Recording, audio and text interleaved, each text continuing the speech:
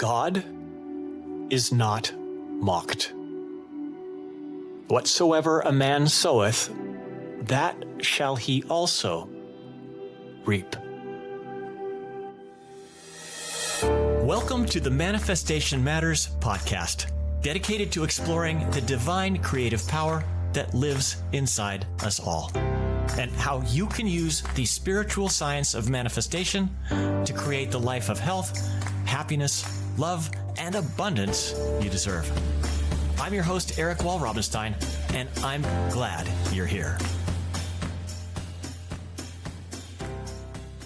In our last episode, we spoke in some depth about the law of assumption, specifically about the mechanics of manifestation.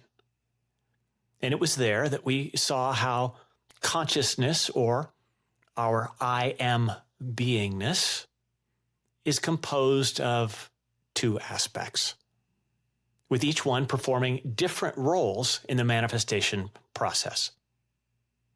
There is, of course, the conscious or seen aspect of consciousness, which we likened to the male aspect of creation, and is this aspect of consciousness that steers the act of manifestation. And then, on the other hand, there's the subconscious or the unseen aspect of consciousness, which we likened to the female. And it is this aspect that is responsible for giving birth to the actual manifestation itself. Now, the key point here is that the female aspect of consciousness, the subconscious, the actual creative power within you, does not choose what she creates. By natural law, she creates solely based upon the seeds that have been planted within her. And those seeds of manifestation, in the form of thoughts and feelings, are sown by the seen or male aspect of consciousness.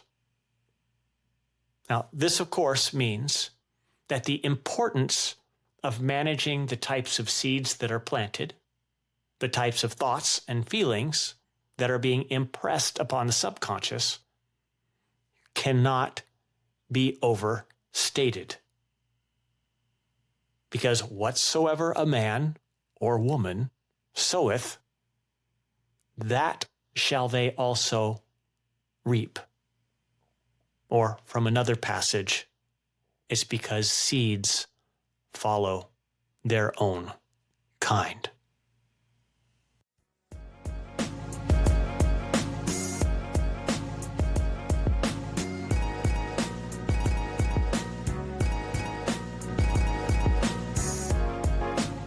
Now, you may be thinking, this all sounds great in theory, but if all you need to do is to think the right thoughts and let the natural laws of manifestation do the work for you, why isn't every teenage girl on the planet dating Nick Jonas or Harry Styles? Or why isn't my desire for the promotion or the money or the relationship or the health? Why isn't that manifesting? Because, let's face it, if you're like most people, you spend an inordinate amount of time thinking about your most cherished desires, maybe even praying for them. So, what gives? And I'll admit, I'm totally on board with this line of questioning because for a long, long time, I was sitting with those very same questions. Years ago, I was obsessed about healing myself from my post-traumatic stress disorder. And I was fixated on getting ahead in my career as a marketing director. And I was starry-eyed about casting off on a round-the-world cruise on my sailboat. Day after day, doing everything I could think of to sow the seeds of the life of my dreams. But in the immortal words of Yukon Cornelius, nothing. And this is why, for years, I thought all of this law of manifestation talk was a bunch of New Age hogwash. Spiritual swill, good for nothing other than selling books and filling seminars. But it turns out I was, once again, way off base. Because as I was to learn, the problem wasn't with the law of manifestation. It was with me.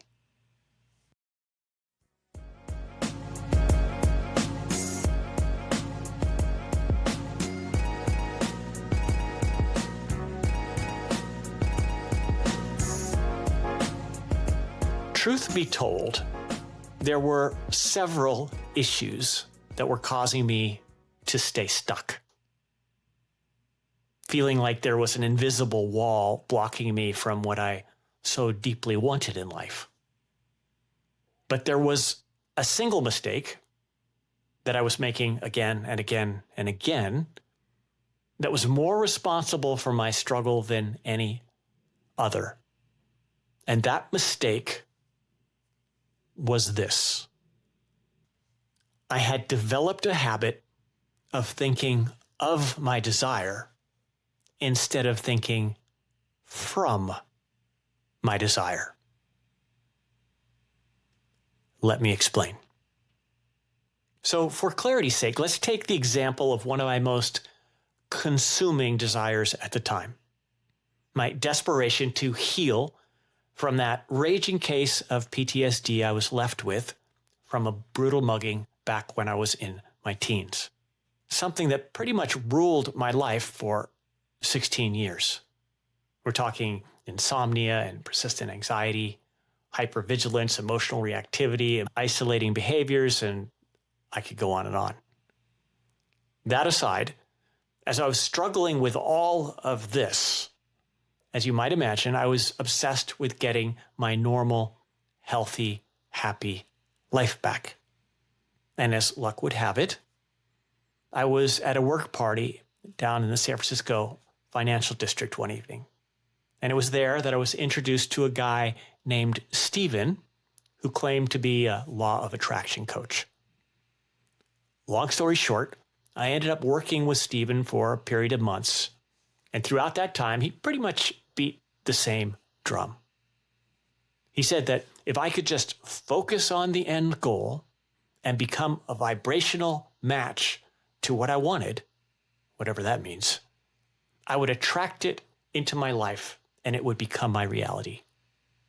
And I'll admit, it sounded great if it worked, only it didn't.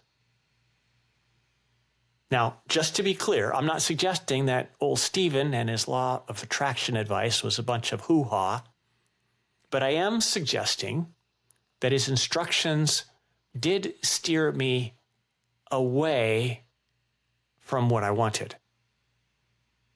Because when he invited me to focus on health and happiness, that's precisely what I did. I visualized a time when I would be free of my insomnia and my anxiety. I dreamt about a time when I would again feel safe in public spaces. And I imagined a time when I would be filled with ease and happiness.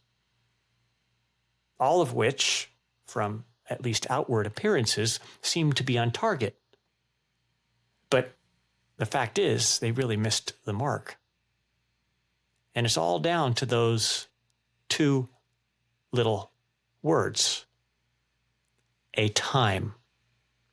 I visualized, I dreamt, and I imagined a time when I would be filled with ease and happiness. A time, by the way, and here's the kicker, that was obviously not now. You see, by focusing on what I wanted, or we could also say, thinking of my desire, just as I had been instructed, I was leaving the door open to manifesting precisely what I did not want, more of the same. And that's because as I was dutifully thinking of my desire, subtly in the background of things, I was also conscious of the fact that my desire was not my current reality. In other words, I was thinking of being healthy while at the very same time thinking from being broken. And what we need to remember, what you are thinking from is what counts. You might recall from our last episode, you don't get what you want, you get what you consent to be true.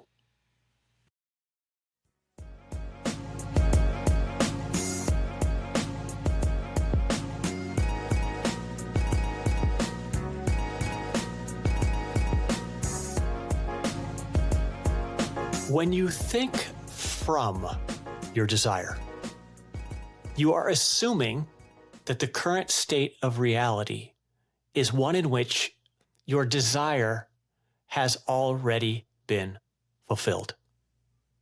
In my case, it would have been to assume that my current state of reality was me, healthy and happy, with my PTSD once and for all in the rearview mirror. But that's not what most of us do. We think of our desires, unwittingly planting them out there somewhere in the future. And I can tell you that's certainly what I did. I thought of a time when I will be happy and healthy. But as Neville Goddard would remind us, to feel I will be happy and healthy is to confess that I am not happy and healthy. So in this way, we can see easily how the state of being that comes from thinking of a desire is certain to produce very different thoughts and feelings in consciousness than thinking from that very same desire, which of course means very different seeds that are planted into the fertile soil of the subconscious. You see, here's what's easy to miss. When I think of my desire as a future fact, the very idea of it as a future fact includes an implied assumption that health is not my current reality. And as such, I'm then filled full of thoughts and feelings that imply my desire is not fulfilled. Those thoughts and feelings then seed the subconscious, which in turn becomes manifest, which is me with my desire unfulfilled. I've reaped the fruits of the seeds that I have sown. On the other hand, if instead of thinking of my desire, I shift to thinking from my desire, again, which means to think from the perspective that my desire for health and happiness has already been fulfilled. When I do that, I will now be filled full of thoughts and feelings of being grateful for having my health and happiness back. And these thoughts and feelings that imply my desire has been fulfilled are now the seeds that are impressed into the subconscious, which yields a harvest of precisely what I desire, me healthy and happy. We reap what we sow. Or to quote another passage, to whom hath, it is given.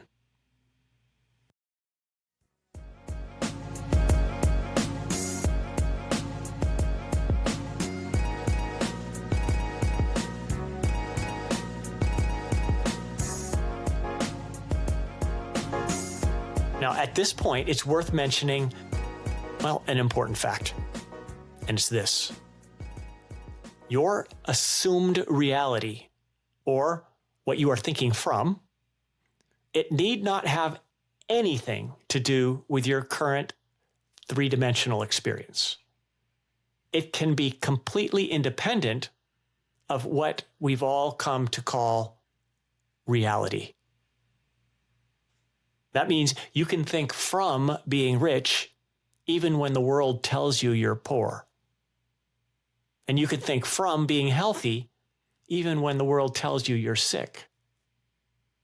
And you can think from being in a loving relationship even while the world tells you that you're alone.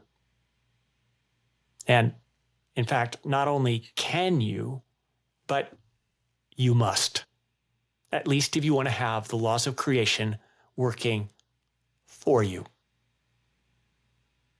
Because remember, the subconscious is non-selective and it accepts as true whatever thoughts, whatever feelings, the conscious feeds it, no matter what they are.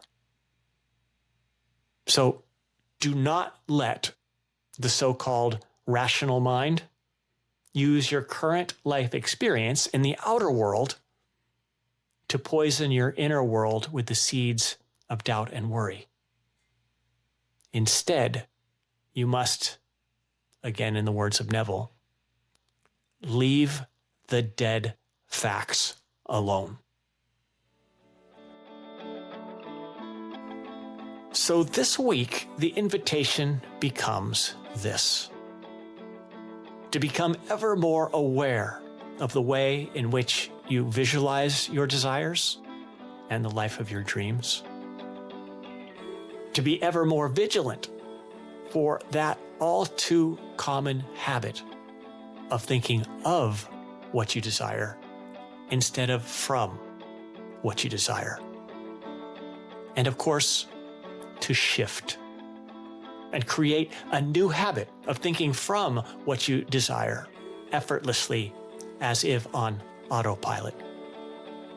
To wrap yourself in your desire fulfilled, wearing it like a thick woolen shawl, so you can feel its warming effect all the way down to your cells and in your bones.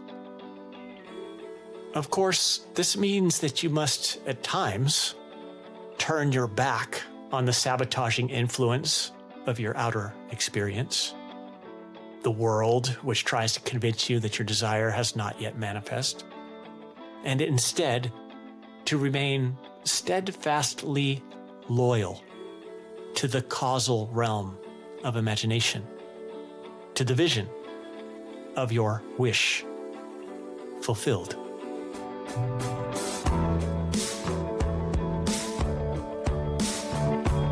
Well, that's all the time we have for this episode. And I'm hopeful you've been able to envision how you might more artfully employ the laws of creation in your life. As always, thanks for listening, and a huge thank you to all my patrons whose support makes this podcast possible. And as is our custom around here, I'm including with this episode a manifestation worksheet to help you make the empowering shift from thinking of to thinking from. It's called the Thinking from the End worksheet.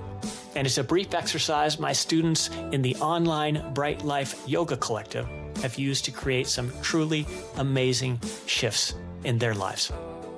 You can get the worksheet and exercise free on my Patreon page at www.patreon.com/manifestationmatters. And yes, I'll put a direct link in the show notes. And lastly, anything you could do to help spread the word about the podcast would be super appreciated. Share it with friends, post an honest review, or even give it a thumbs up if you're listening over on YouTube. It all helps to spread these powerful teachings and make the world a kinder and happier place. Thanks again for being here, and I'll see you in the next one.